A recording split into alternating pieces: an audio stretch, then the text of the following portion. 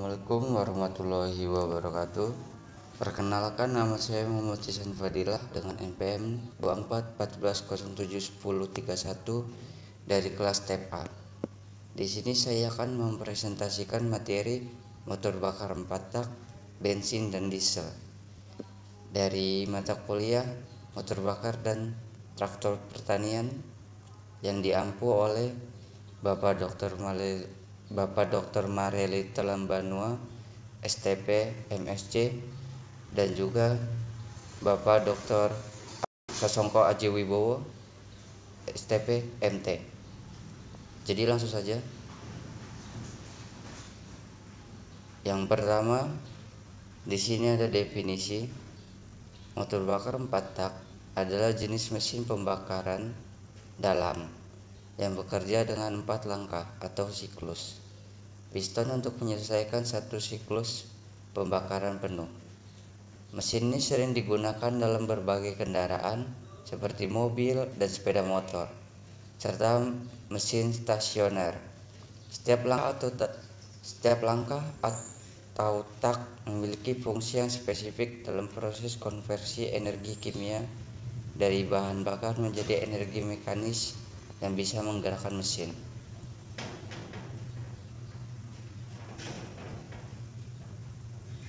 Lalu komponen utama. Yang pertama ada blok silinder, yaitu berfungsi sebagai tempat di mana piston bergerak naik dan turun, terbuat dari logam yang kuat untuk menahan tekanan dan panas tinggi.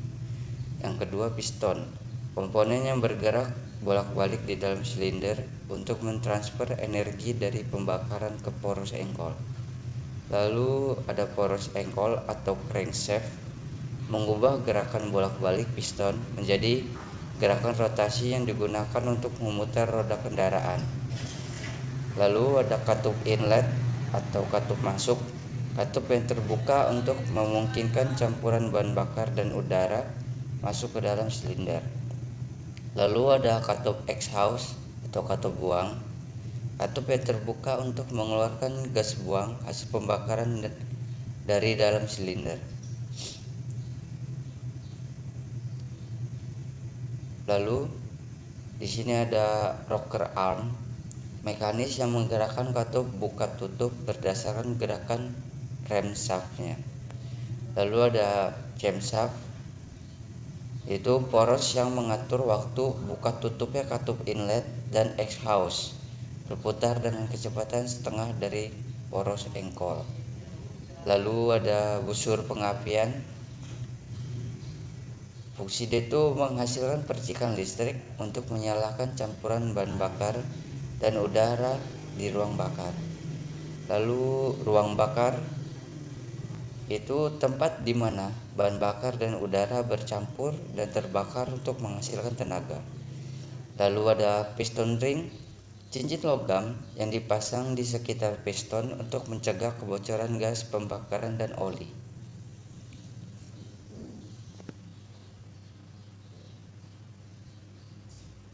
Lalu ada connecting rod atau batang penghubung, menghubungkan piston dengan poros engkol dan mentransfer gerakan piston ke poros engkol. Ada sistem pendingin, berfungsi untuk mendinginkan mesin baik dengan menggunakan air, pendingin cair atau udara. Sistem pelumasan, memastikan komponen mesin yang bergerak dilumasi dengan baik untuk mengurangi gesekan. Lalu ada flywheel atau roda gila yang membantu menjaga kelancaran putaran mesin dan menyimpan energi rotasi. Lalu ada karburator atau injektor yang mengontrol campuran bahan bakar dan udara yang masuk ke ruang bakar. Karburator digunakan pada mesin tua, sedangkan injektor pada mesin modern.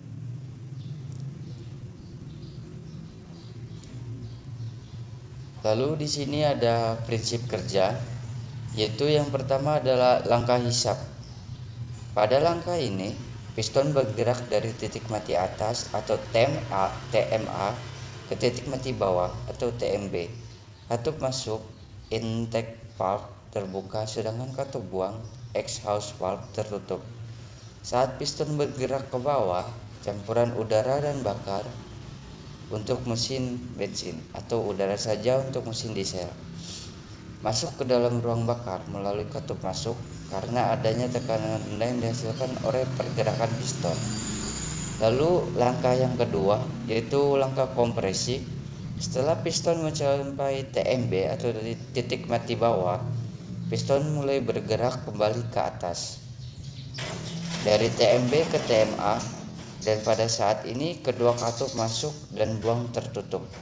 Campuran bahan bakar pada mesin bensin atau udara pada mesin diesel dikompresi di dalam ruang bakar sehingga volume menurun dan tekanannya meningkat.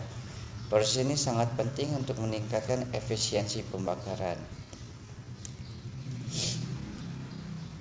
Lalu prinsip kerja yang ketiga yaitu langkah tenaga. Ketika piston mencapai TMA dan campuran udara bahan bakar dikompresi secara optimal, busi pada mesin bensin akan memercikan api untuk membakar campuran tersebut. Pada mesin diesel, bahan bakar diinjeksikan ke dalam udara yang sudah sangat panas karena kompresi, sehingga terjadi pembakaran sendiri.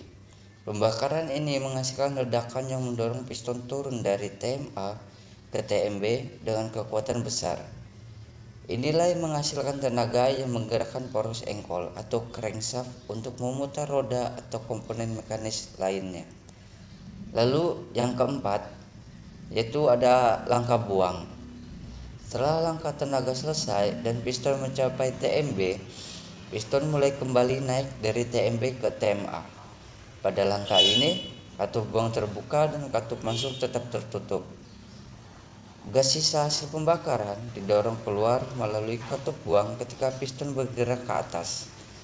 Setelah mencapai TMA, langkah buang selesai dan siklus kembali ke langkah hisap untuk memulai siklus berikutnya. Dan prinsip kerja tersebut akan terulang seperti itu terus. Lalu seterusnya ada sistem pembakaran. Yang pertama, campuran udara dan bahan bakar. Pada motor bensin, campuran udara dan bensin biasanya dikontrol oleh karburator atau sistem injeksi bahan bakar. Karburator mencampur bensin dengan udara dalam proporsi yang tepat, sedangkan sistem injeksi bahan bakar menyemprotkan bensin ke dalam aliran udara yang masuk. Lalu pada motor diesel, hanya udara yang dihisap ke dalam silinder pada langkah hisap. Bahan bakar diesel disuntikkan langsung ke udara yang dikompresi dengan tekanan dan suhu tinggi. Pada akhir langkah kompresi menyebabkan pembakaran yang spontan. Lalu yang kedua yaitu langkah hisap. Katup masuk terbuka memungkinkan campuran udara dan bahan bakar untuk mesin bensin atau udara saja untuk mesin diesel masuk ke dalam ruang bakar. Piston bergerak ke bawah, menciptakan ruang yang lebih besar untuk campuran udara dan bahan bakar. Lalu yang ketiga, langkah kompresi. Katup masuk dan buang tertutup dan piston bergerak ke atas. Selama proses ini, campuran udara dan bakar untuk mesin bensin atau udara saja untuk mesin diesel dikompresi, meningkatkan tekanan dan suhu di dalam ruang bakar. Kompresi yang baik sangat penting untuk efisiensi pembakaran. Lalu pada yang langkah keempat atau langkah tenaga, motor bensin, ketika piston mencapai titik mati atas atau TMA, busi memercikan api yang menyalakan campuran udara dan bahan bakar. Pembakaran ini menghasilkan ledakan yang mendorong piston turun, memutar poros engkol atau crankshaft dan menghasilkan tenaga. Pada motor diesel, akhir langkah kompresi, bahan bakar diesel disuntikkan ke dalam ruang bakar yang sudah berada pada suhu tinggi. Pembakaran terjadi karena suhu tinggi mendorong piston turun dan menghasilkan tenaga. Lalu pada langkah yang kelima atau langkah buang, sistem langkah tenaga, piston bergerak kembali ke atas, katup buang atau exhaust valve terbuka, dan gas buang dari pembakaran sebelumnya dikeluarkan dari ruang bakar. Proses ini siap untuk siklus berikutnya. Lalu pada sistem pengapian, pada motor bensin menggunakan busi untuk menghasilkan percikan listrik yang memicu pembakaran campuran udara dan bahan bakar. Tapi pada motor diesel, dia itu mengandalkan suhu tinggi dari kompresi untuk membakar bahan bakar tanpa percikan dari busi.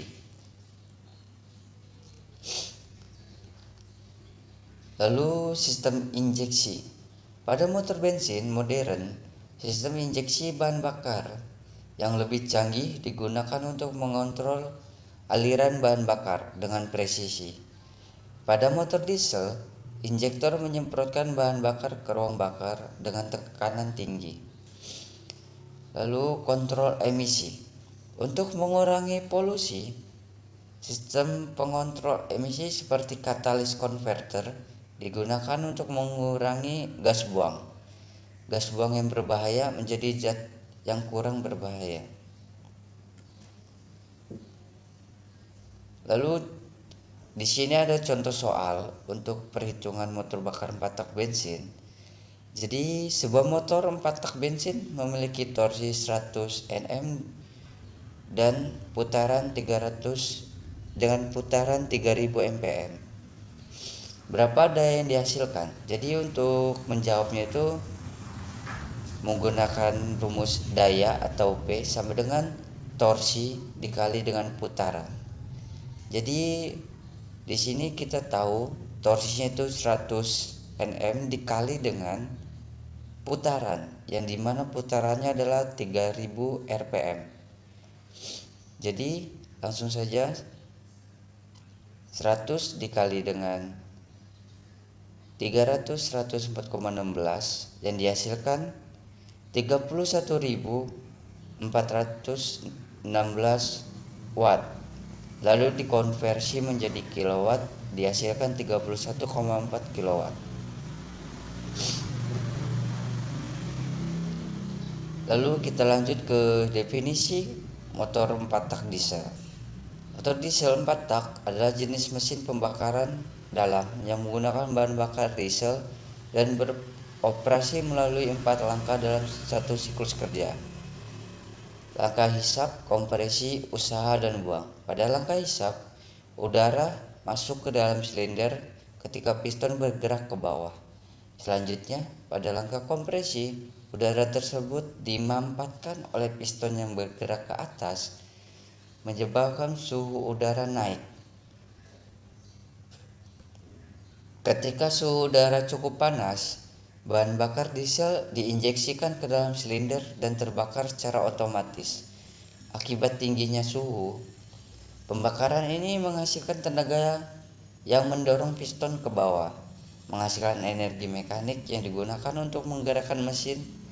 Ini disebut langkah usaha. Akhirnya, pada langkah buang, gas hasil pembakaran dikeluarkan dari silinder saat piston bergerak kembali ke atas. Siklus ini membutuhkan 2 putaran poros engkol untuk menghasilkan 1 kali ledakan tenaga. Dan mesin diesel 4 tak dikenal karena efisiensi bahan bakar dan daya tahan yang lebih baik dibandingkan mesin bensin. Lalu perbedaan utama. Yang pertama, cara kerja. Sistem pembakaran motor bakar 4 tak. Pada motor diesel, udara dikompresi terlebih dahulu sampai tekanan dan temperaturnya sangat tinggi. Kemudian bahan bakar diesel disemprotkan dalam silinder dan terbakar secara spontan akibat panas yang dihasilkan kompresi. Lalu pada motor bensin 4 tak, pada campuran udara dan bensin dikompresi bersama, dan pembakaran terjadi karena percikan api dari busi, yang dimana berbeda dengan motor diesel 4 tak, dia tidak menggunakan busi untuk pemercik apinya. Lalu jenis bahan bakar. Pada motor diesel 4 tak menggunakan bahan bakar diesel yang lebih kental dan memiliki titik nyala lebih tinggi dibandingkan bensin. Biasanya dia menggunakan solar. Lalu pada motor bensin 4 tak menggunakan bensin yang lebih ringan dan mudah menguap dibandingkan diesel. Lalu kompresi. Motor diesel 4 tak memiliki rasio kompresi lebih tinggi, biasanya antara 14:1 hingga 25:1. Kompresi tinggi ini menyebabkan temperatur udara naik cukup untuk membakar bahan bakar. Lalu pada motor bensin 4 tak, rasio kompresinya lebih rendah, yang dimana hanya 8:1 hingga 12:1. Ini karena campuran udara dan bensin tidak memerlukan tekanan sebesar itu karena pembakaran dibantu oleh busi. Lalu pada bagian efisiensi, motor diesel 4 tak lebih efisien dalam penggunaan bahan bakar karena kompresi yang lebih tinggi sehingga menghasilkan energi yang lebih besar. Jumlah bahan bakar yang sama, ini membuat motor diesel lebih hemat bahan bakar. Pada motor bensin 4 tak kurang efisien dalam hal konsumsi bahan bakar dibandingkan dengan diesel, terutama pada kecepatan atau beban tinggi. Lalu perbedaan pada torsi dan kecepatan. Pada motor diesel 4 tak menghasilkan torsi yang lebih besar pada putaran mesin yang lebih rendah, sehingga lebih cocok untuk kendaraan berat atau aplikasi yang memerlukan tenaga besar pada kecepatan rendah. Pada motor bensin 4 tak menghasilkan tenaga lebih besar pada putaran mesin tinggi, sehingga lebih cocok untuk kendaraan yang memerlukan kecepatan tinggi dan respon yang cepat. Lalu perbedaan pada konstruksi dan pemeliharaan. Motor diesel 4 tak, komponen mesinnya lebih kuat dan berat karena tekanan kompresi yang tinggi. Mesin diesel umumnya lebih tahan lama, tetapi juga lebih mahal dalam hal perawatan dan perbaikan. Pada motor 4 tak bensin, komponen mesin lebih ringan dan sederhana sehingga lebih murah untuk diproduksi dan dirawat, meski tidak sekuat mesin diesel. Perbedaan pada emisi. Pada motor diesel 4 tak menghasilkan lebih banyak NO atau nitrogen oksida dan partikulat atau asap, tetapi emisi CO2 lebih rendah per kilometer dibandingkan mesin bensin. Lalu pada motor bensin 4 tak menghasilkan lebih banyak NOx dan partikulat, tetapi biasanya menghasilkan lebih banyak CO2 karena efisiensinya yang lebih rendah. Lalu perbedaan pada penggunaan. Motor diesel 4 tak lebih umum digunakan pada kendaraan komersial seperti truk dan alat berat karena torsi yang lebih tinggi dan efisiensi bahan bakar.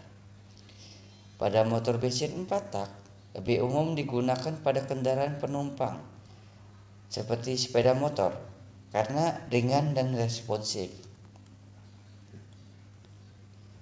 Lalu prinsip kerja motor diesel 4 tak. Ia bekerja melalui 4 langkah berulang. Yang pertama, hisap, kompresi, tenaga, dan buang. Yang pertama, saat piston bergerak ke bawah, udara segar masuk ke silinder melalui katup hisap yang terbuka. Kemudian udara tersebut dikompresi ketika piston naik, membuat suhu dan tekanannya sangat tinggi. Setelah itu, bahan bakar diesel disemprotkan ke dalam silinder, dan karena udara yang sudah sangat panas, bahan bakar terbakar secara spontan, mendorong piston ke bawah dan menghasilkan tenaga. Akhirnya piston naik lagi untuk mengeluarkan gas sisa pembakaran melalui katup buang. Lalu siklus ini berulang terus selama mesin berjalan. Lalu efisiensi. Motor diesel memiliki efisiensi yang lebih tinggi dibandingkan dengan motor bensin, dan salah satu alasan utamanya adalah rasio kompresi yang lebih besar. Dalam mesin diesel, udara dikompresi hingga tekanan dan suhu yang sangat tinggi. yang memungkinkan bahan bakar diesel terbakar lebih efektif.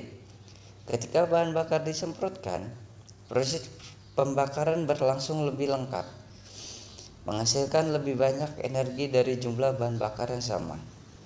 Karena itulah, mesin diesel cenderung lebih hemat bahan bakar, yang sangat bermanfaat untuk kendaraan berat atau truk yang sering digunakan untuk mengangkut barang dalam jarak yang jauh. Dalam praktiknya, ini berarti bahwa Anda bisa menempuh jarak lebih jauh dengan diesel dibandingkan dengan bensin, menjadikannya pilihan yang lebih ekonomis untuk banyak pengemudi dan perusahaan. Jadi, sekian presentasi dari saya. Terima kasih. Warahmatullahi wabarakatuh. Selamat siang semuanya. Jadi kita akan melanjutkan materi yang kedua, yaitu motor bakar 2 tak. Jadi yang pertama, di sini terdapat daftar isi, yang dimana ada latar belakang, lalu pengertian motor bakar 2 tak,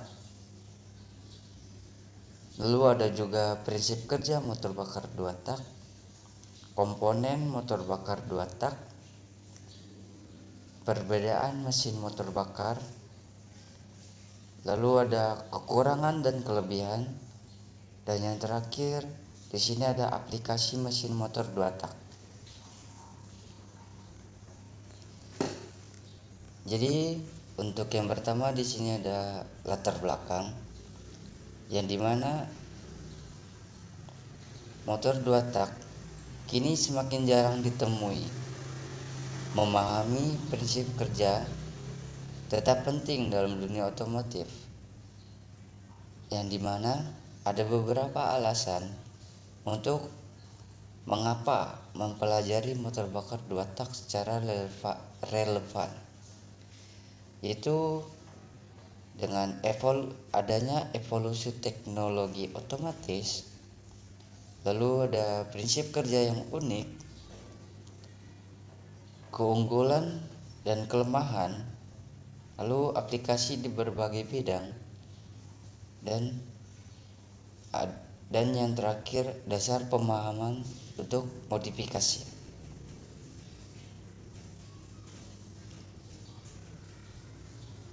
Oke, kita lanjutkan dengan pengertian motor bakar 2 tak. Motor bakar 2 tak adalah jenis mesin pembakaran dalam yang menyesuaikan siklus pembakaran dalam 2 langkah piston. Motor bakar 2 tak menggabungkan beberapa langkah dalam satu gerakan piston. Mesin 2 tak memiliki keunikan tanpa katup pada saluran masuk. Alur masuk terhubung langsung ke ruang engkol, sehingga campuran bahan bakar dan udara dapat langsung masuk ke ruang bakar saat piston bergerak naik. Lalu di sini ada prinsip kerja dari motor 2 tak itu sendiri.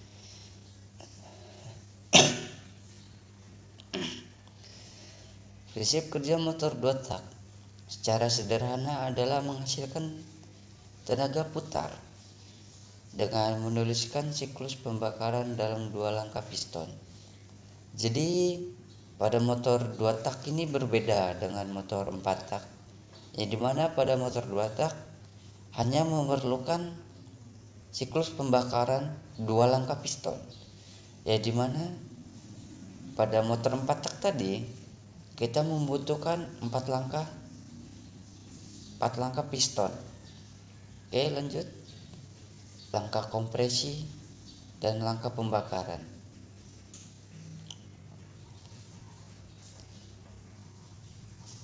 Piston naik. Piston bergerak dari TMB ke TMA, menutup saluran buang dan bilas. Lalu kompresi. Campuran bahan bakar dan udara terkompresi. Lalu ada pembakaran. Busi memercikan api dan membakar campuran. Lalu piston turun. Tekanan pembakaran mendorong piston turun. Lalu yang B, langkah pembuangan dan pengisian. Saluran buang terbuka. Piston turun, tekanan meningkat. Saluran buang terbuka dan gas buang keluar. Saluran bilas terbuka. Piston mendekati TMB, saluran bilas terbuka. Campuran bahan bakar masuk dan mendorong gas buang keluar. Lalu piston keluar naik. Piston naik menutup saluran. Campuran bahan bakar terdorong ke ruang bakar. Lalu di sini ada komponen motor 2 tak. Motor bakar 2 tak dikenal karena tenaganya yang besar dan responsif. Berikut komponen utamanya. Yang pertama di sini ada head cylinder, yang dimana head cylinder tersebut berfungsi untuk menutup silinder dan menjadi tempat pembakaran. Lalu di sini terdapat crankcase yang berfungsi sebagai rumah bagi piston, poros engkol, dan juga komponen lainnya. Lalu ada piston.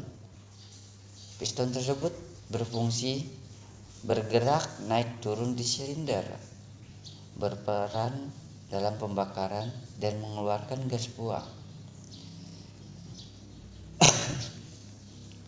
Lalu ada poros engkol, menghubungkan gerakan piston dengan roda gigi dan roda kendaraan. Lalu selanjutnya terdapat connecting rod. Dia berfungsi sebagai penghubung antara piston dengan poros engkol. Lalu selanjutnya ada transfer port, yang dimana dia itu berfungsi sebagai saluran masuk dan keluar dari gas. Lalu terdapat juga exhaust port. Dia berfungsi sebagai pintu keluar gas buang. Lalu ada karburator. Karburator berfungsi sebagai mencampur bahan bakar dengan udara. Lalu knalpot mengalirkan gas buang dan meredam suara mesin. Lalu ada sistem pelumasan. Itu berfungsi melumasi komponen yang bergerak dengan mencampurkan oli ke bahan bakar.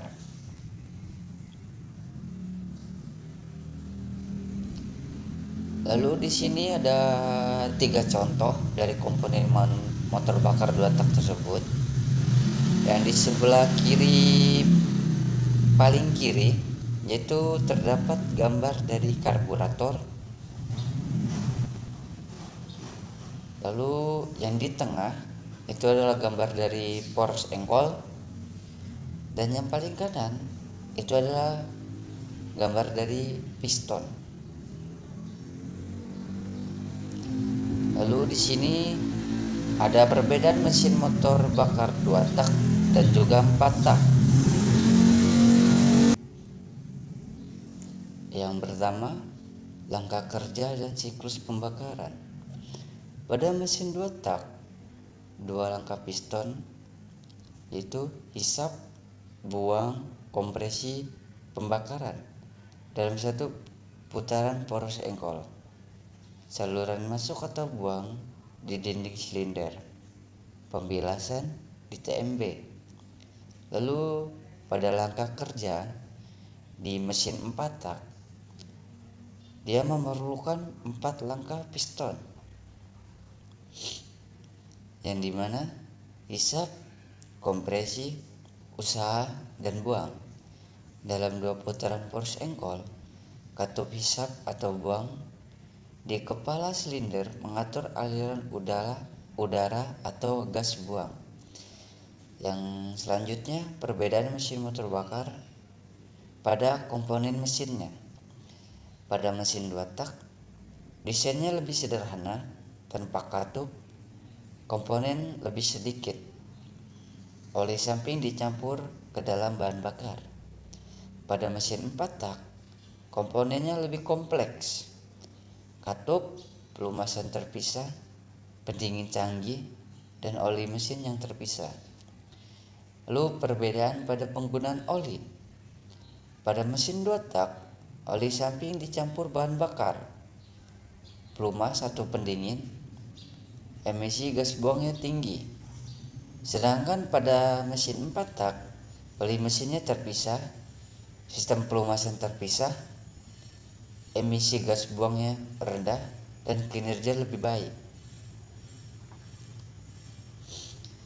Lalu di sini ada kelebihan dari motor 2 tak tersebut, yang dimana motor bakar 2 tak memiliki beberapa kelebihan dibandingkan dengan motor bakar 4 tak. Berikut adalah beberapa di antaranya. Jadi yang pertama, akselerasi lebih cepat. Lalu ada konstruksi lebih sederhana, dan ada biaya produksi yang lebih murah. Jadi pada akselerasi lebih cepat, ini dikarenakan mesin motor bakar 2 tak hanya memerlukan 2 langkah poros engkol, 2 langkah kerja. Yang dibandingkan pada motor 4 tak dia memerlukan 4 langkah kerja.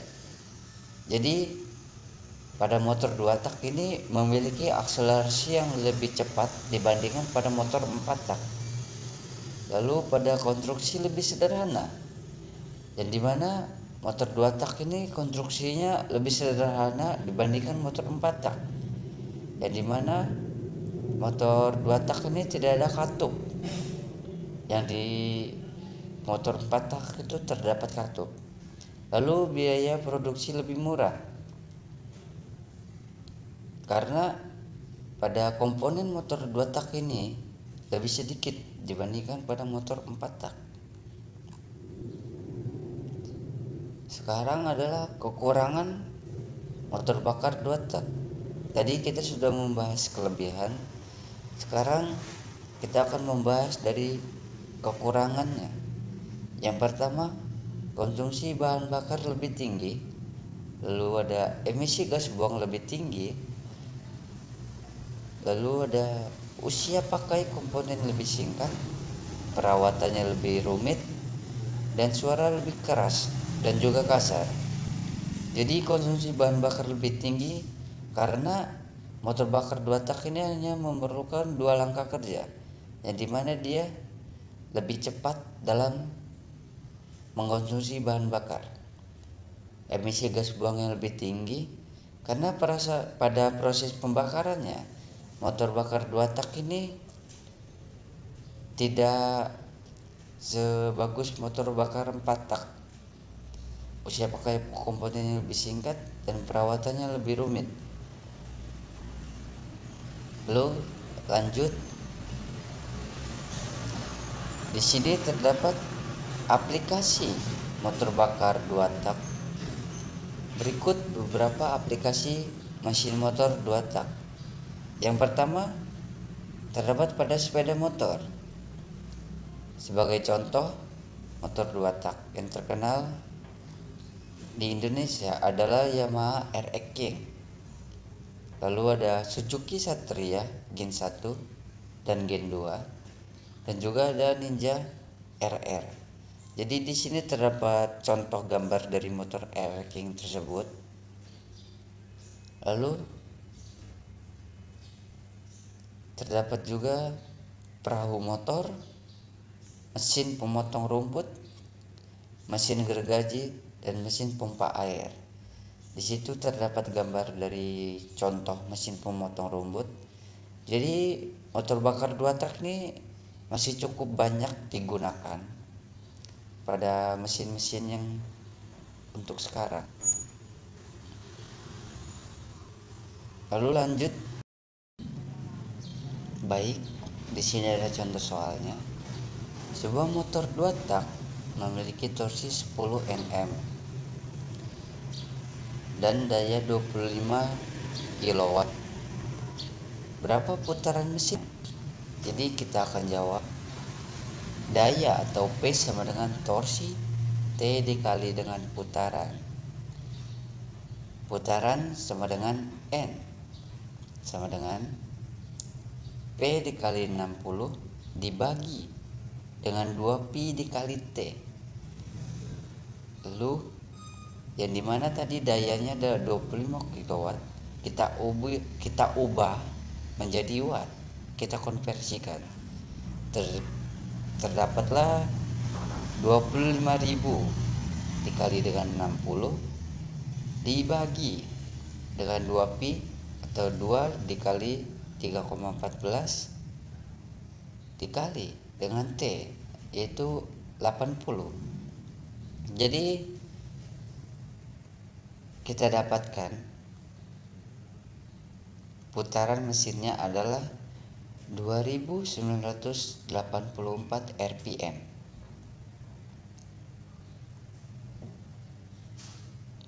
Jadi sekian presentasi saya pada materi motor bakar 2 tak. Terima kasih. Assalamualaikum warahmatullahi wabarakatuh. Selamat siang semuanya. Kita akan lanjut pada materi ketiga, yaitu sistem penyaluran bahan bakar bensin dan solar. Jadi kalian tahu nggak sih apa itu sistem penyaluran bahan bakar? Sistem penyaluran bahan bakar pada motor bakar adalah proses yang vital untuk menggerakkan mesin. Ia berfungsi mengalirkan bahan bakar baik bensin maupun solar dari tangki penyimpanan menuju ruang bakar. Proses ini melibatkan beberapa komponen penting, seperti contohnya tangki bahan bakar yang menyimpan energi, pompa yang mendorong bahan bakar dengan tekanan yang sesuai, dan filter yang menyaring kotoran agar mesin tetap bersih. Selain itu, ada karburator atau sistem injeksi yang mencampurkan bahan bakar dengan udara, menciptakan campuran ideal untuk pembakaran. Pada mesin diesel, injektor menyemprotkan solar langsung ke ruang bakar. Semua bagian ini bekerja bersama untuk memastikan mesin mendapatkan bahan bakar yang tepat, sehingga dapat beroperasi dengan efisien dan menghasilkan tenaga yang dibutuhkan. Lalu lanjut, peran bensin dan solar. Bensin dan solar berperan penting sebagai bahan bakar utama dalam motor bakar yang menghasilkan energi melalui pembakaran untuk menggerakkan mesin.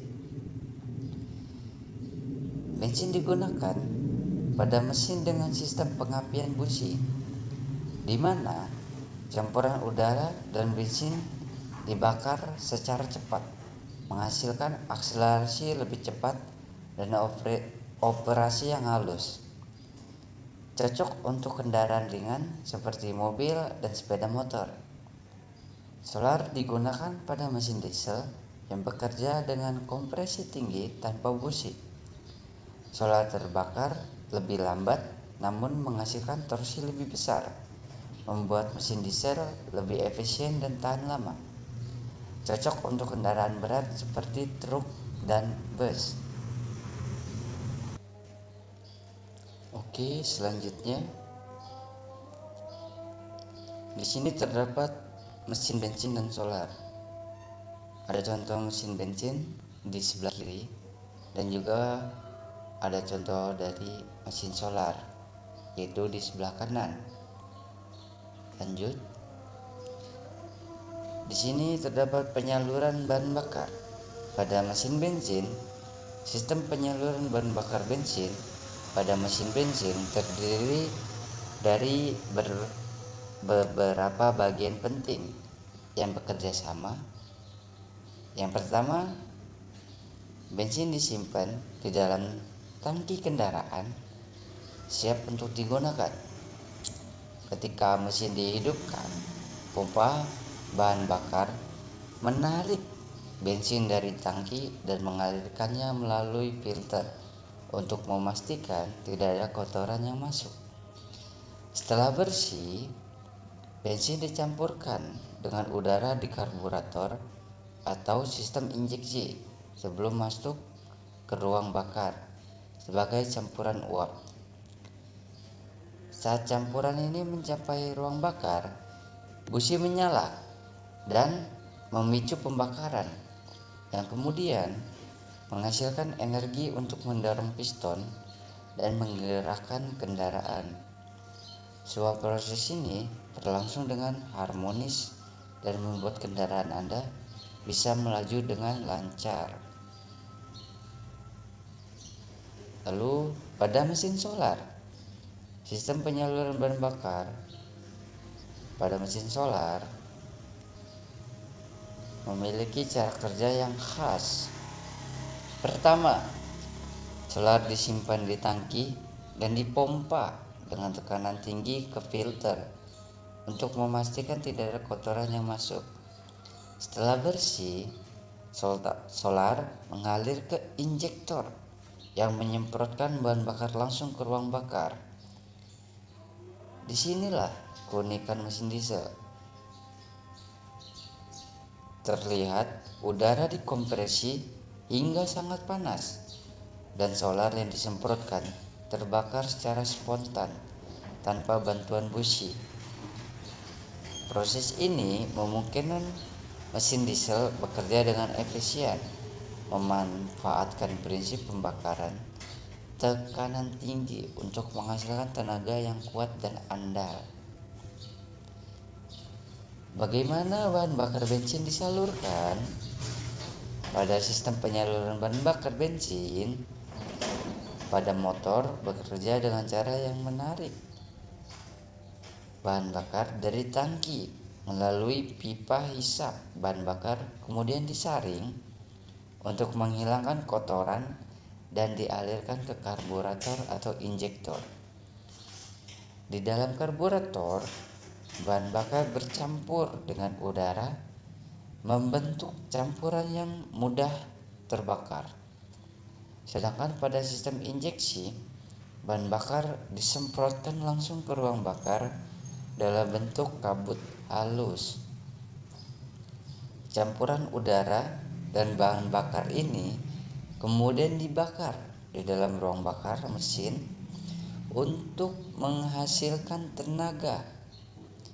Komponen-komponen penting dalam sistem ini meliputi tangki bahan bakar, saluran bahan bakar, pompa bahan bakar, filter bahan bakar, karburator atau injektor, dan yang terakhir ruang bakar. Lalu ini ada contoh mesin bensin. Itu di sini terdapat saluran pernapasan. Lalu ada sender bahan bakar. Ini saluran pengembali. Lalu yang ini adalah saluran utama, pipa hisap bahan bakar, drain plug. Yang ini adalah saringan dan dua ini adalah separator. Dan yang terakhir adalah saluran pengisi. Oke, lanjut. Di sini ada mesin solar. Yang dimana di sini terdapat angka-angka. Jadi apa sih maksud dari angka-angka ini? Oke, kita akan lanjutkan untuk membahas angka-angka tersebut. Yang dimana di sini terdapat angka 1 sampai dengan angka 7. Jadi bagaimana cara bahan bakar solar disalurkan? Sistem penyaluran bahan bakar solar pada gambar ini bekerja sebagai berikut. Bahan bakar solar dari tangki 1 atau pada gambar yang diberikan nomor angka 1 dihisap oleh pompa injektor pada angka 3, pompa ini kemudian akan menaikkan tekanan bahan bakar dan mendistribusikannya ke injektor pada nomor 7 melalui pipa-pipa bertekanan tinggi. Sebelum mencapai injektor, bahan bakar akan melalui filter pada angka 4 terlebih dahulu untuk penyaring kotoran. Timing atau waktu penyemprotan bahan bakar dari injektor diatur oleh distributor atau pada nomor 5 pada gambar tadi, sehingga bahan bakar akan disemprotkan ke dalam silinder mesin pada saat yang tepat setelah proses pembakaran. Sisa pembakaran akan dibuang melalui knalpot. Lalu di sini terdapat perbedaan bensin dan solar. Jadi perbedaan utama antara sistem penyaluran bensin dan juga solar terletak pada jenis bahan bakar. Lalu cara kerja pembakaran, komponen yang digunakan. Jadi pada bensin lebih mudah terbakar dan membutuhkan campuran udara bahan bakar yang tepat. Sedangkan pada solar dibakar dengan memanfaatkan kompresi tinggi. Sistem penyuntikan solar juga bekerja pada tekanan yang jauh lebih tinggi dibandingkan dengan sistem penyuntikan pada mesin bensin. Baik, selanjutnya teknologi. Teknologi penyaluran bahan bakar modern telah mengalami perkembangan pesat, khususnya dengan adanya sistem injeksi elektronik atau EFI pada mesin bensin dan sistem common rail pada mesin diesel. EFI memungkinkan penyuntikan bahan bakar yang lebih presisi sehingga meningkatkan efisiensi dan mengurangi emisi. Sementara itu, common rail pada mesin diesel bekerja dengan tekanan sangat tinggi untuk menyemprotkan bahan bakar secara halus dan terkontrol, menghasilkan pembakaran yang lebih baik dan meningkatkan tenaga mesin. Kedua teknologi ini telah menjadi standar pada kendaraan modern karena kemampuannya dalam mengoptimalkan kinerja mesin dan mengurangi dampak lingkungan. Faktor khusus untuk mesin bensin karburator jika masih digunakan. Kotoran pada jet atau saluran karburator dapat mengganggu aliran bahan bakar dan udara. Penyetelan campuran udara bahan bakar yang tidak dapat menyebabkan mesin menjadi boros atau sulit dihidupkan. Injektor penyumbatan. Injektor yang tersumbat akan mengurangi jumlah bahan bakar yang disemprotkan. Atomisasi. Kualitas atomisasi bahan bakar yang buruk dapat menyebabkan pembakaran tidak sempurna. Jadi, bagaimana bahan bakar solar disalurkan? Faktor khusus untuk mesin diesel. Pompa injeksi keausan. Keausan pada elemen pompa injeksi dapat menyebabkan tekanan injeksi tidak stabil. Timing injeksi yang tidak tepat dapat menyebabkan knocking awal atau pembakaran tidak sempurna. Injektor penyumbatan. Injektor yang tersumbat akan mengurangi jumlah bahan bakar yang disemprotkan. Spray pattern. Pola semprotan bahan bakar yang tidak baik dapat mengganggu proses pembakaran. Jadi di sini sudah ada contoh soal, yaitu sebuah mobil memiliki tangki bahan bakar dengan kapasitasnya yaitu 50 liter. Jika mobil telah menggunakan 12 liter bahan bakar, berapa persen sisa bahan bakar di tangki tersebut? Jadi di sini jawabannya yaitu 50 yaitu kapasitasnya dikurangi dengan yang telah digunakan yaitu 12 liter, lalu dibagi dengan 50. Setelah itu dikali dengan 100%. Jadi hasil yang didapatkan adalah 76%. Jadi berapa persen bahan bakar yang telah dibakar di tangki adalah 76%. Jadi cukup sekian presentasi saya. Terima kasih. Assalamualaikum warahmatullahi wabarakatuh.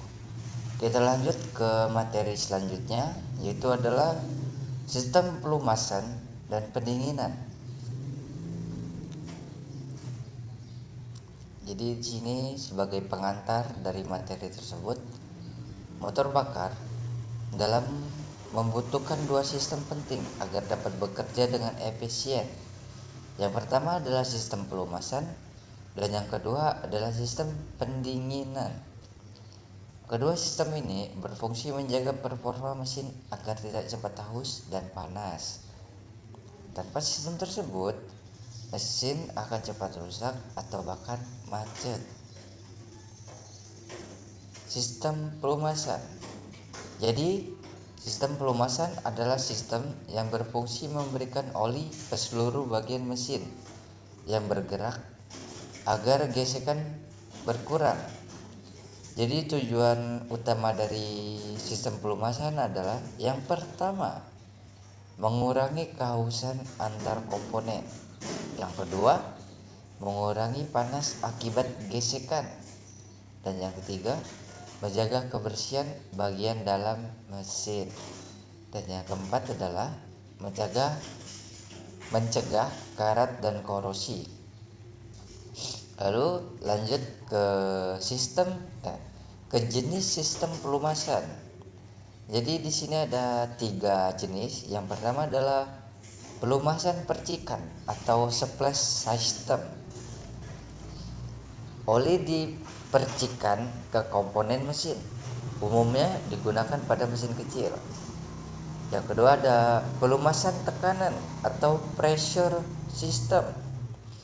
Oli dipompa dengan tekanan ke seluruh bagian mesin, umumnya pada motor dan mobil modern. Lalu pelumasan campuran, mix system. Campuran oli dan bensin ini terjadi pada motor 2 tak. Lalu komponen sistem pelumasan. Yang pertama, di sini terdapat bak oli atau oil pan yang berfungsi sebagai tempat menampungnya oli. Lalu ada pompa oli yang berfungsi mengalirkan oli ke seluruh bagian mesin. Dan yang ketiga ada filter oli, berfungsi menyaring kotoran dari oli. Yang keempat, saluran oli, berfungsi sebagai jalur distribusi oli.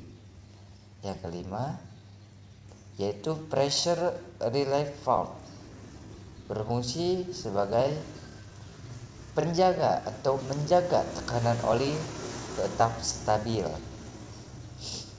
Di sini terdapat cara kerja sistem pelumasan. Jadi saat mesin dihidupkan, pompa oli mulai bekerja dengan menyedot oli dari bak oli. Oli tersebut kemudian dialirkan menuju filter oli untuk disaring dari kotoran atau partikel logam halus. Setelah melalui proses penyaringan, oli diteruskan ke berbagai bagian mesin seperti poros engkol, dinding silinder, piston, dan juga kepala silinder untuk melumasi permukaannya. Pelumasan ini membuat gesekan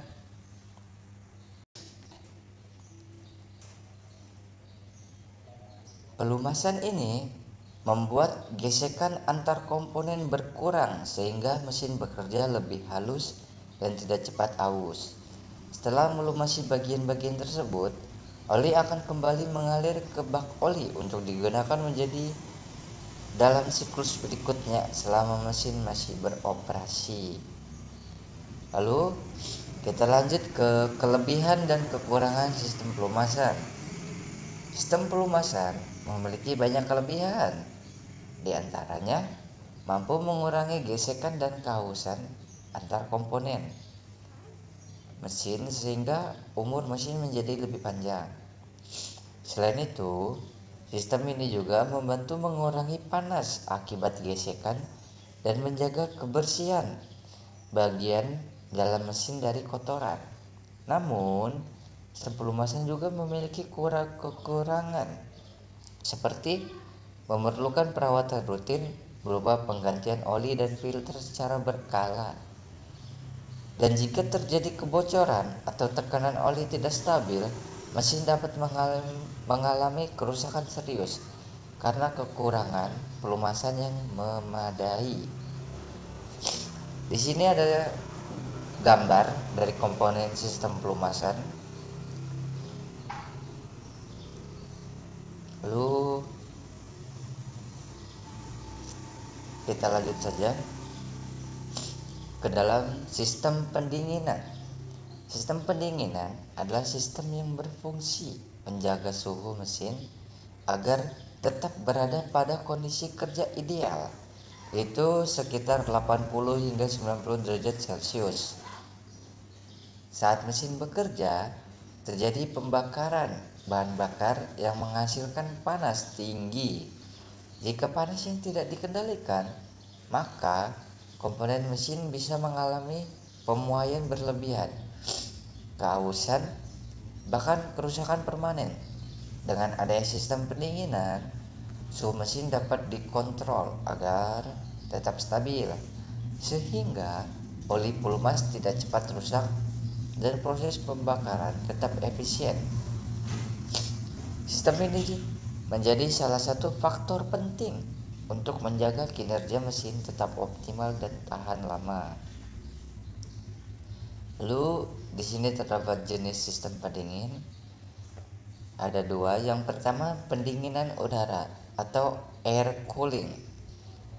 Dia menggunakan sirip atau fin di blok silinder dan aliran udara.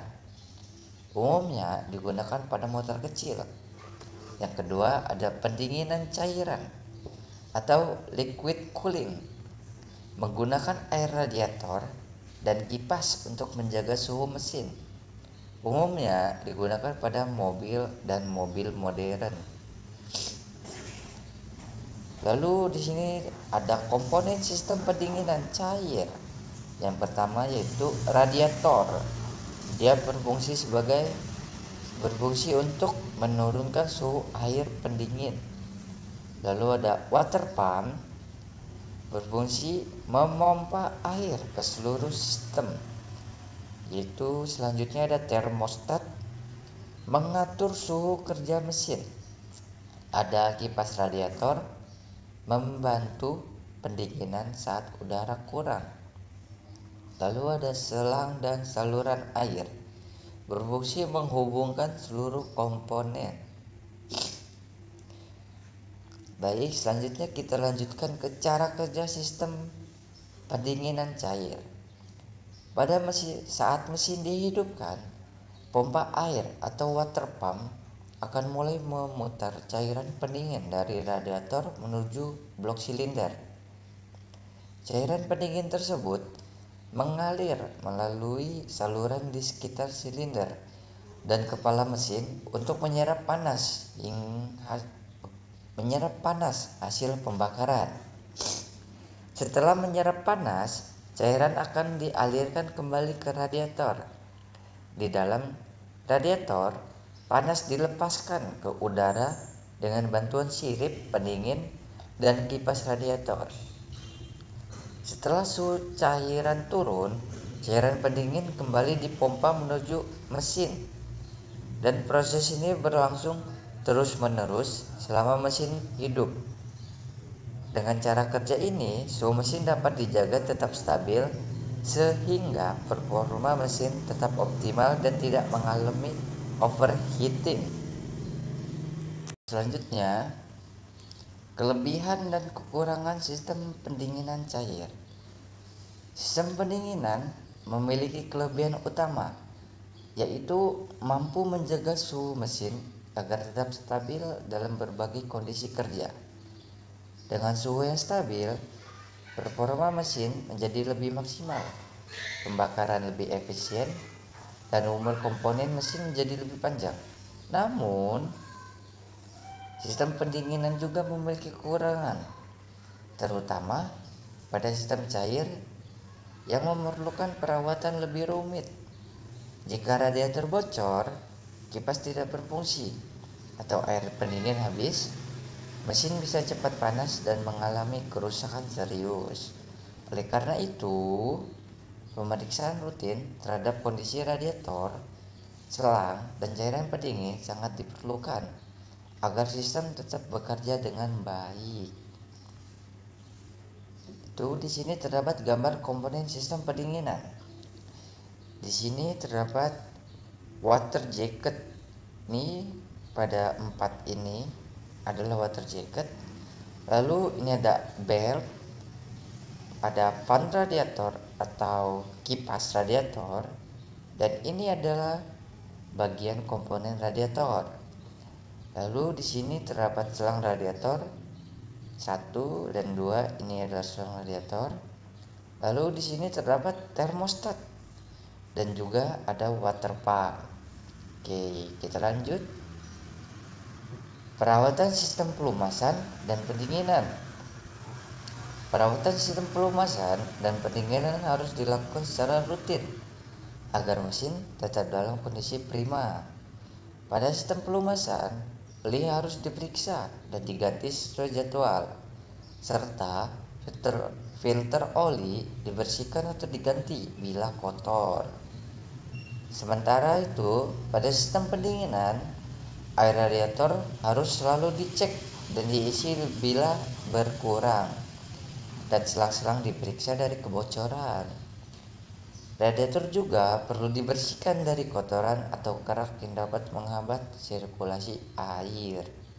Selain itu, penggunaan oli dan cairan pendingin harus sesuai dengan rekomendasi pabrikan agar fungsi pelumasan dan pendinginan berjalan optimal. Lalu, tanda-tanda sistem bermasalah. Kerusakan pada sistem pelumasan dan pendinginan dapat dikenali dari beberapa tanda. Pada sistem pelumasan, gejala yang sering muncul antara lain: lampu indikator oli menyala, suara mesin terdengar kasar, atau oli berkurang dan berubah warna menjadi hitam pekat. Sedangkan pada sistem pendinginan, tanda-tandanya meliputi mesin cepat panas, air radiator cepat berkurang, serta muncul uap atau asap dari radiator. Jika gejala-gejala ini muncul, sebaiknya mesin segera dimatikan dan dilakukan pemeriksaan, karena dibiarkan terus dapat menyebabkan kerusakan serius pada komponen mesin. Lanjut. Jadi, kesimpulan dari materi yang sudah disampaikan, kita tarik kesimpulan. Sistem pelumasan dan sistem pendinginan memiliki peran yang sangat penting dalam menjaga kinerja dan keawetan mesin. Sistem pelumasan berfungsi untuk mengurangi gesekan serta keausan antar komponen mesin. Sedangkan sistem pendinginan berfungsi menjaga suhu mesin agar tetap dalam batas ideal. Kedua sistem ini saling mendukung agar mesin dapat bekerja dengan efisien, halus, dan juga tahan lama. Apabila salah satu sistem mengalami gangguan, maka performa mesin akan menurun dan beresiko mengalami kerusakan. Oleh karena itu, perawatan rutin seperti mengganti oli, memeriksa air radiator, dan menjaga kebersihan komponen harus selalu dilakukan untuk memastikan mesin tetap dalam kondisi optimal. Di sini ada contoh soal. perhitungan. Jadi mesin menyerap panas ke oli sebesar 2 kW. Oli disirkulasikan dengan laju 5 liter per menit. Tentukan kenaikan suhu oli. Jadi di sini kita asumsikan raw oli. Raw oli adalah 880 kg per meter kubik dan CP oli adalah 2000 joule kilogram. Jadi rumusnya kita menggunakan delta T sama dengan Q per M dikali CP dengan M sama dengan rho F. Jadi kita jawab flow volumetry V sama dengan 5L per menit. Jadi 5 per 60 dibagi 0,8333 liter per second sama dengan 8,333 dikali 10 pangkat min 5 meter kubik per second. Jadi M-nya adalah 880 dikali dengan 8,3333 dikali dengan 10 pangkat min 5 sama dengan 0,0733 kg per second. Jadi kita dapatkan delta T-nya yaitu 2000 dibagi dengan 0,07333 dikali dengan 2000 sama dengan 13,64 derajat Celcius. Jadi sekian dari materi yang telah saya sampaikan. Terima kasih. Assalamualaikum warahmatullahi wabarakatuh. Kita lanjutkan ke materi berikutnya yaitu sistem kelistrikan. Jadi di sini terdapat latar belakang. Sistem kelistrikan adalah suatu rangkaian yang terdiri dari komponen-komponen yang digunakan untuk menghasilkan, mengalirkan, mendistribusikan, dan mengontrol energi listrik. Sistem ini mencangkup sumber energi listrik seperti pembangkit listrik atau baterai, pengantar listrik atau kabel, peralatan pemakai listrik atau beban, serta perangkat pengaman seperti sekring dan pemutus arus yang menjaga kestabilan dan keamanan aliran listrik. Tujuannya adalah untuk menyediakan daya listrik yang dibutuhkan oleh berbagai peralatan atau mesin agar dapat beroperasi. Oke, kita lanjut. Di sini terdapat sistem kelistrikan mobil. Jadi kita akan mengambil kelistrikan dari mobil. Kelistrikan mobil adalah rangkaian energi listrik yang disusun untuk menjalankan sebuah fungsi tertentu pada sebuah mobil. Dengan kata lain, semua sistem yang memanfaatkan energi listrik masuk ke dalam sistem elektrikal mobil. Sistem kelistrikan mobil memiliki beberapa fungsi, yaitu yang pertama, memungkinkan busi bisa menyala sehingga mesin bensin bisa bekerja. Yang kedua, sebagai sistem keamanan dan keselamatan mesin, sistem kelistrikan dapat menambah kenyamanan berkendara. Jadi di sini kita ada fungsi utamanya. Fungsi utama sistem kelistrikan mobil untuk menyediakan dan mendistribusikan energi listrik yang dibutuhkan oleh seluruh komponen kendaraan. Sistem ini berperan penting dalam menghidupkan mesin melalui motor starter, mengisi kembali daya aki menggunakan alternator, dan menyalakan berbagai peralatan listrik seperti lampu, klakson, wiper, dan sistem hiburan. Selain itu, sistem kelistrikan juga berfungsi menjaga kestabilan arus dan tegangan agar semua komponen kendaraan dapat bekerja dengan optimal dan aman tanpa terjadi kerusakan akibat kelebihan arus listrik. Oke, kita lanjut aja. Sistem kelistrikan mesin. Sistem kelistrikan mesin adalah semua rangkaian kelistrikan yang terdapat pada mesin mobil. Fungsi sistem kelistrikan mesin adalah untuk membantu kinerja mesin agar lebih efisien. Contohnya, pada busi. Busi dapat memercikan bunga api karena ada proses perubahan energi listrik ke energi api. Proses perubahan ini dilakukan dalam sebuah rangkaian sistem kelistrikan mesin. Selain busi, ada beberapa poin kelistrikan pada mesin, yakni yang pertama, sistem starter. Sistem starter adalah rangkaian kelistrikan yang berfungsi dalam proses cranking mesin. Cranking adalah putaran awal yang membuat poros engkol mesin berputar, sehingga pembakaran pertama mesin bisa terjadi. Itu selanjutnya sistem pengisian.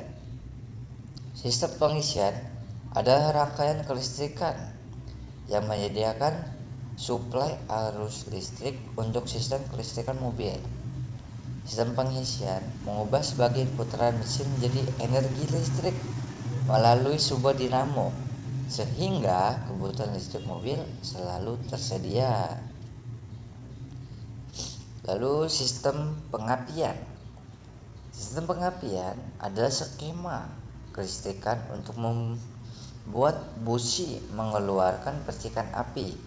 Ketika langkah usaha untuk melakukan proses ini, sistem pengapian memanfaatkan induksi elektromagnetik untuk menaikkan tegangan baterai 12 volt. Lalu ada glow plug system atau diesel. Glow plug atau busi adalah pemanas ruang bakar yang berfungsi menaikkan suhu ruang bakar mesin diesel pada saat suhu mesin masih dingin, sehingga proses starting tidak terganggu. Lalu ada sistem EV. Sistem EV atau sistem injeksi adalah rangkaian kelistrikan terpadu IC yang berfungsi untuk menyuplai bensin ke mesin dengan volume yang ideal pada segala kondisi. Lalu selanjutnya sistem common rail atau diesel. Common rail merupakan skema kelistrikan terpadu yang mengatur suplai solar ke dalam ruang bakar dengan volume ideal pada segala kondisi. Common rail hampir sama dengan sistem EV, namun ini digunakan pada mesin diesel. Oke, lanjut. Di sini terdapat komponen kelistrikan. Yang pertama ada aki atau baterai. Dia berfungsi menyimpan dan menyuplai arus listrik awal untuk menyalakan mesin.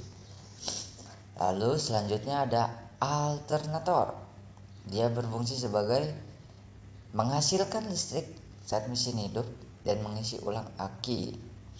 Lalu ada starter motor, menggerakkan poros engkol agar mesin dapat hidup.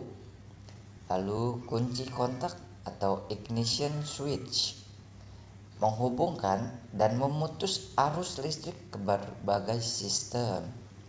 Lalu selanjutnya ada screen atau fuse, melindungi rangkaian listrik dari arus berlebih. Lalu ada relay, pengendali arus listrik besar menggunakan arus kecil. Lalu ada lampu sebagai penerangan dan penanda kendaraan. Lalu ada kabel dan konektor, menyalurkan arus listrik antar komponen. Yang terakhir ada koil pengapian dan juga busi, berfungsi menghasilkan percikan api untuk pembakaran pada mesin bensin. Di Di sini terdapat gambar komponen. Jadi yang ini di sebelah kiri ini adalah gambar dari busi, dan yang ini gambar dari aki. Lalu yang ini adalah gambar dari alternator. Oke, kita lanjut. Di sini terdapat soal sistem kelistrikan. Sebuah aki 12 volt digunakan untuk menghidupkan beban sebesar 60 watt selama 4 jam. Hitung kapasitas aki AH yang dibutuhkan. Jadi yang diketahui di sini adalah P-nya yaitu 60 watt dan juga T atau waktu 4 jam. Lalu kita ketahui juga V 12. Jadi rumusnya itu kita menggunakan rumus I sama dengan P per F, yang dimana I sama dengan 60 dibagi dengan 12 dihasilkan 5 ampere. Lalu kapasitas AH sama dengan I dikali dengan T. I nya itu adalah 5 dan T nya adalah 4 jam atau 4. Jadi dihasilkan 20. Jawaban dari soal ini adalah kapasitas aki yang dibutuhkan adalah 20 Ah. Jadi sekian presentasi dari saya tentang materi kelistrikan. Terima kasih. Assalamualaikum warahmatullahi wabarakatuh. Jadi sekarang kita akan lanjut ke materi berikutnya, yaitu sistem transmisi. Di sini ada pengertian dari sistem transmisi. Sistem transmisi adalah komponen yang berfungsi menyalurkan tenaga dari mesin ke roda penggerak kendaraan untuk mengubah kecepatan dan torsi putar sesuai kebutuhan. Selain itu, transmisi juga memungkinkan kendaraan berhenti saat mesin menyala, berjalan mundur, dan dapat menyesuaikan putaran mesin dengan kondisi jalan. Terdapat dua jenis utama transmisi, yaitu yang pertama adalah manual yang membutuhkan perpindahan gigi secara manual, dan otomatis yang dilakukan secara otomatis oleh sistemnya. Itu sekarang fungsi transmisi. Secara umum, transmisi sebagai salah satu komponen sistem pemindah tenaga atau powertrain mempunyai fungsi sebagai berikut. Yang pertama, meneruskan tenaga atau putaran mesin dari kopling ke poros propeller. 2. Merubah momen yang dihasilkan mesin sesuai dengan kebutuhan atau beban mesin dan kondisi jalan. Transmisi manual. Transmisi manual adalah sistem perpindahan gigi pada kendaraan bermotor yang dioperasikan secara manual oleh pengemudi melalui tuas persneling dan pedal kopling. Sistem ini bekerja dengan mengatur torsi dan kecepatan dari mesin ke roda dengan menggunakan kombinasi roda gigi yang berbeda, memungkinkan pengemudi mengontrol performa kendaraan dengan lebih besar.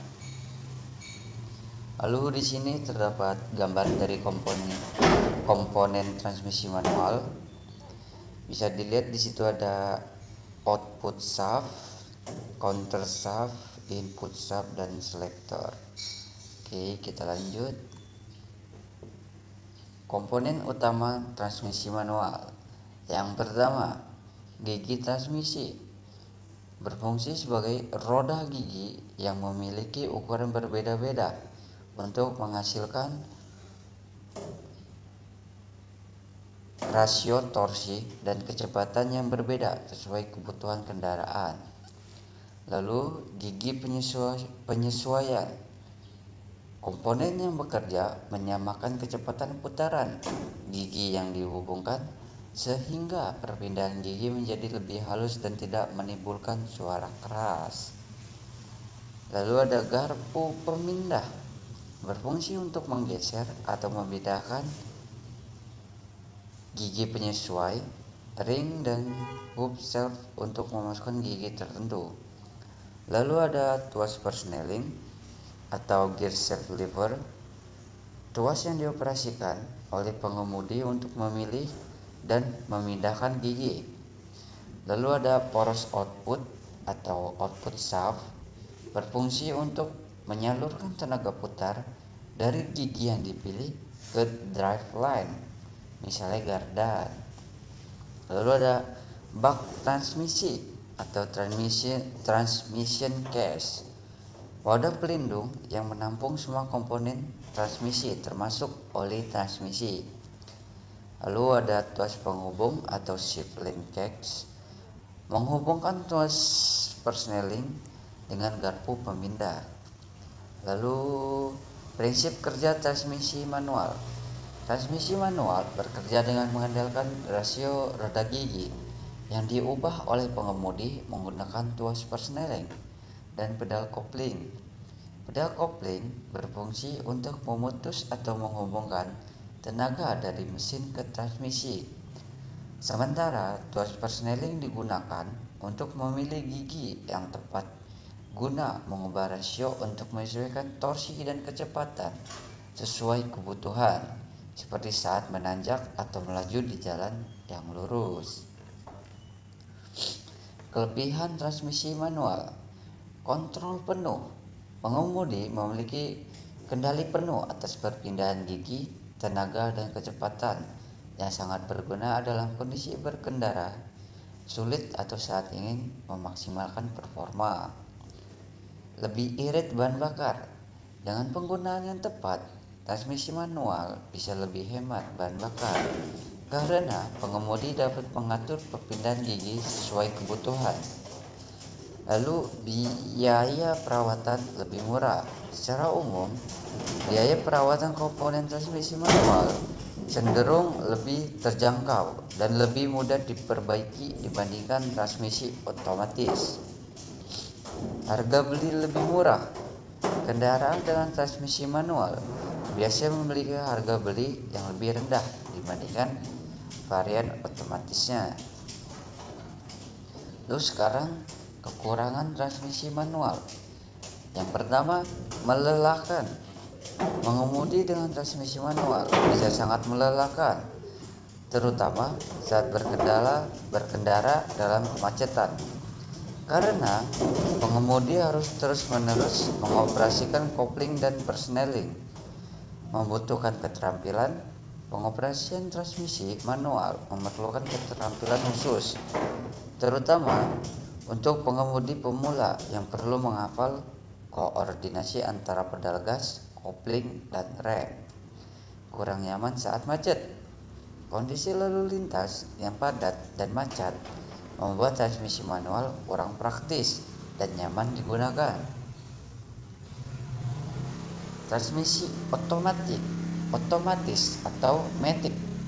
Transmisi matic adalah transmisi otomatis atau AT, automated transmission, yaitu sistem perpindahan gigi pada kendaraan yang bekerja secara otomatis tanpa perlu pengemudi menginjak pedal kopling secara manual. Sistem ini menggunakan komputer dan sensor untuk menyesuaikan perpindahan gigi berdasarkan kecepatan kendaraan dan tekanan pedal gas, sehingga pengemudi hanya perlu mengontrol gas dan rem.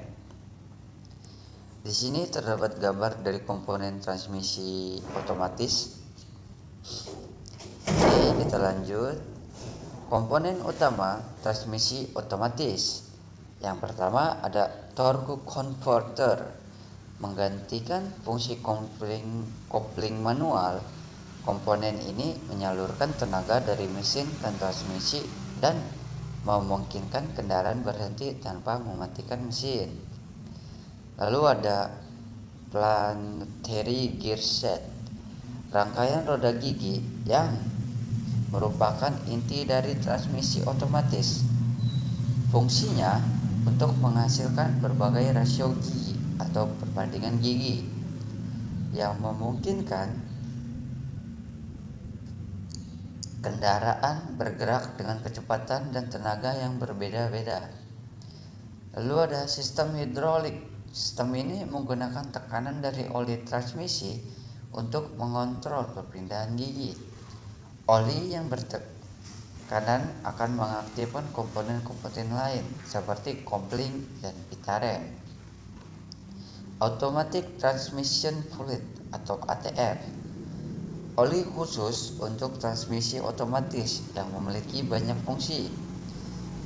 Yang pertama, melumasi komponen bergerak, lalu mendinginkan komponen, dan juga sebagai medium hidrolik untuk mengoperasikan sistem. Lalu ada prinsip kerja transmisi otomatis. Prinsip transmisi otomatis bekerja dengan memanfaatkan sistem hidrolik dan komponen utama seperti torque converter, planetary gearset, dan juga hydraulic control unit untuk memindahkan gigi secara otomatis tanpa pedal kopling. Torque converter berfungsi sebagai kopling fluida untuk menyalurkan tenaga dari mesin. Planetary gearset mengatur rasio gigi, dan hydraulic control unit termasuk body valve dan solenoid valve menggunakan tekanan oli untuk mengontrol perpindahan gigi.